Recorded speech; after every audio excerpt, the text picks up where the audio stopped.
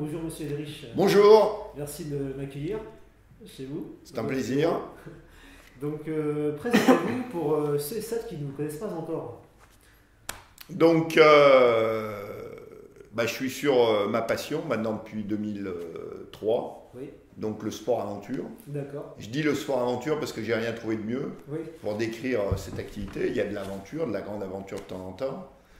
Par exemple, le passage nord-ouest. oui, Et puis, donc pour moi, l'aventure, c'est-à-dire il y a de l'engagement, il y a des risques, etc. Puis il y a le sport aussi, par exemple Ironman, Ultra Trail et compagnie, qui sont des sports pleine nature, oui. mais c'est avant tout des sports, pour moi, plus que de la réelle aventure. Mon parcours, au départ, je suis officier de marine marchande, Voilà, c'est ça. donc je navigue sur tous les terrains du monde. D'accord. Après, je crée une entreprise de recrutement, de chasseurs de tête, enfin que j'arrive, l'entreprise à développer un peu partout en Europe, D'accord. un peu aux États-Unis, et, Ah, ça marchait bien. et j'arrive à l'introduire en bourse, D'accord. sur le petit marché, mais la bourse en 97. Et qu'est-ce qui vous avez changé d'avis? C'est la routine? Non, non, non, pas du tout, non, non, c'est simplement que pour faire ce que je fais aujourd'hui, Oui, il ne faut jamais oublier qu'il y a la composante argent, hein, donc il faut arriver à monter les projets. oui. Et puis donc personne ne croyait à mon histoire, donc il m'a fallu au départ financer tout ça. Et donc j'ai attendu en fait d'avoir quelques moyens financiers pour pouvoir amorcer la pompe. Quel type d'alimentation vous avez un programme ou pas? Non. Donc alors l'alimentation. Oui, Bon, en expédition, il faut savoir que la seule chose qui compte, c'est d'alimenter la chaudière, si on peut dire, hein. d'accord. Donc, il faut savoir qu'une calorie vaut une autre calorie. Oui, Donc, on peut manger n'importe quoi. Il n'y a pas de risque de carence ou de malnutrition, d'accord. à moins de... si on ne dépasse pas 40 ou 45 jours d'expédition. Ok. Bon, après, il faut commencer à réfléchir. Oui, Maintenant, après, en expédition, la nourriture dépend de l'expédition elle-même. Alors, suivant les cas de figure, par exemple, si on prend en très haute altitude, en Himalaya, oui, quel que soit son tempérament, on a tendance à perdre l'appétit, même les plus voraces. Donc là, il faut penser à prendre de la nourriture qu'on aime manger. d'accord. Donc dans mon cas, c'est beaucoup de charcuterie, par exemple. Ok, En expédition polaire, là on est dans un contexte complètement différent.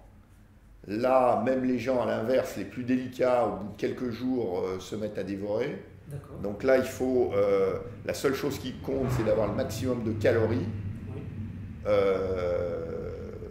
surtout si on est en autonomie, c'est-à-dire il faut les transporter. Donc par exemple, on charge énormément en lipides, en graisse. d'accord. Voilà, et puis après, en expédition dans le désert, là, il faut faire attention à avoir aussi beaucoup de calories. Et surtout si en autonomie, il faut avoir le maximum d'énergie dans le minimum de poids. Parce qu'intéressant, vous parlez dans un milieu quand il fait un milieu très très froid, polaire, il ne faut pas transpirer. Beaucoup. Oui, Pour quelle raison d'ailleurs? on gèle hein, tout de Oui, suite, quoi. la Donc transpiration voilà. est peut-être un danger du coup pour nous. Donc oui, donc là il faut faire effectivement attention à ne pas transpirer, parce qu'autrement l'humidité gèle instantanément. Donc. D'accord. Donc la mort, l'aspect de la mort, vous a effleuré l'esprit de vos aventures? Pas trop, non. Donc les dangers bien sûr, hein, Le donc stress. le stress, alors, je dirais que bon, le risque est, suivant les expéditions, est plus ou moins présent. Oui, Par exemple, l'an dernier, sur le passage nord-ouest, je me fais attaquer par un ours blanc. Enfin, des ours blancs, j'en vois à longueur de journée. Je suis armé. oui, Une fois, il y en a un qui charge, enfin qui attaque. Donc, bon, donc évidemment, le risque est très très présent là, mais si vous voulez, il faut, enfin ça c'est mon approche des choses, hein, après, c'est-à-dire quand je prépare une expédition, l'aspect risque, j'essaye de le mesurer, Oui, de l'évaluer, on va dire. bien sûr. Après, une fois que je l'ai évalué, par exemple, si je pars à la prochaine expédition dans le désert de Simpson en Australie, D'accord. le risque là, ça va pas être les ours blancs, Oui. il n'y en a pas, mais ça va être les serpents. Ah oui. Donc il faut arriver à mesurer à peu près le niveau de risque. Après, en fonction de son tempérament, eh bien, voir si on est prêt à le gérer, ce risque. Oui. Et puis après, il faut faire avec, hein. Une fois qu'on est en situation, c'est plus le moment d'être inhibé et de se dire qu'on n'aurait pas dû être là et qu'on aurait dû rester chez soi. Bien Il sûr. faut gérer la situation. Gérer la situation. Donc, quelles sont les personnes qui vous ont inspiré? Vous avez des personnes des aventuriers? Oui, alors moi, ce qui m'inspire parmi les contemporains, c'est par exemple Mike Horn, D'accord. un petit peu. C'est beaucoup Steve Fossett. Oui. Voilà. Et puis après, Parler de Magellan aussi. voilà, donc Et- parmi après beaucoup les explorateurs, notamment les marins, Oui. les Gélans, les Cook, les Christophe Colomb. Oui. Ah oui, des grandes, Mm. grandes personnes, quoi. Donc, parlez-nous de votre association. Oui. Donc, c'est venu pendant ces aventures, l'idée? Oui, quand je bats le record de la traversée de l'Atlantique à la rame, Oui. mon bateau n'avait pas de nom. D'accord. Et les Anglais qui, on va dire, comptabilisent tous les records, les traversées à la rame, parce que c'est les Anglais qui, en traversée océanique à la rame, sont les plus présents, Oui. tenaient à ce que mon bateau ait un nom. Donc j'ai dit comme ça, bon, respectons la terre. Donc ça, c'était en 2006 ou 2007, je crois. Ouais, c'est ça. Donc voilà, donc j'ai appelé ça comme ça. Et puis après, c'est devenu une association D'accord. avec des objets comme par exemple la sensibilisation à tout ce qui est développement durable, écologie, réchauffement de la Terre. Oui. Ça, c'est pendant votre aventure que vous avez vu Oui, je sais l'état de la plus, Terre. Oui, enfin c'est surtout par rapport à ça, je me suis aperçu Oui. que de faire des conférences sur le sujet, Oui. suivant les publics, de temps en temps, c'est pas très utile. Oui. Si on prend par exemple des jeunes dans des quartiers un peu sensibles, par contre, ces mêmes jeunes, vous les emmenez sur le terrain, sur des aventures à leur portée. Là, par contre, c'est très très très facile de les sensibiliser voilà, à l'aventure. Est-ce que vous avez des conseils pour les gens qui veulent se lancer comme vous? Ah non, non, aucun conseil, hein, si vous voulez. C'est parce que c'est quelque chose qui est tellement,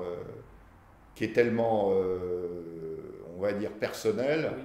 que déjà le simple fait d'avoir besoin de conseils, ça laisse supposer, on peut même imaginer que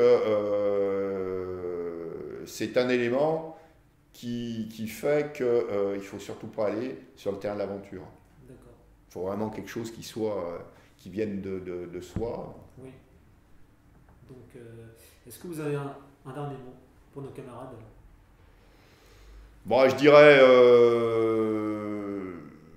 oui, l'aventure, bah, quand on aime ça, c'est fantastique. On peut la faire à des très hauts niveaux, évidemment, aussi bien en montagne qu'en mer, sur tous les terrains du monde. Maintenant, l'aventure, on peut la mener aussi chacun à portée de chez soi et au niveau qu'on est capable de gérer.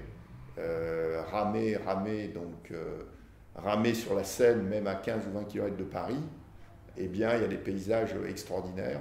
J'imagine. Voilà. Quel est votre dernier record? On va en parler. Eh bien, je crois que vous connaissez Robert Marchand. Oui, Donc, moi, je trouve que le personnage est extraordinaire. Hein. effectivement, ouais. Quand on aime la compétition, j'aime bien souvent mettre en avant le fait que la compétition, elle est merveilleuse quand on gagne une médaille aux Jeux Olympiques. mais elle est tout aussi belle pour, par exemple, tout à l'heure, j'ai parlé d'Ironman, pour le vainqueur d'Hawaï dans la catégorie des plus de 70 ans. Et là, on est avec Robert Marchand, on est dans l'extraordinaire. Hein. Il a 104 ans, il va bientôt avoir 105. Et il a encore l'idée d'établir un nouveau record des plus de 105 ans, voilà, donc à vélo. Bon. C'est motivant, ça motive, j'imagine. Ça vous motive, ça vous donne des... Oui, enfin, je trouve ça, disons, voilà, extraordinaire. Hein, d'accord, très bien. Donc, j'ai bien l'intention de battre. On va, pour l'instant, rester sur son record des plus de 100 ans. Oui. Il a réalisé à peu près 27 km dans 1 heure. Et j'ai bien l'intention de m'attaquer à son record. Et j'ai 42 ans, donc pour me préparer. Ça va, vous avez du temps. Voilà. Très bien, merci pour tout, M. Drich. Merci beaucoup, c'est un plaisir. Merci à vous. Merci.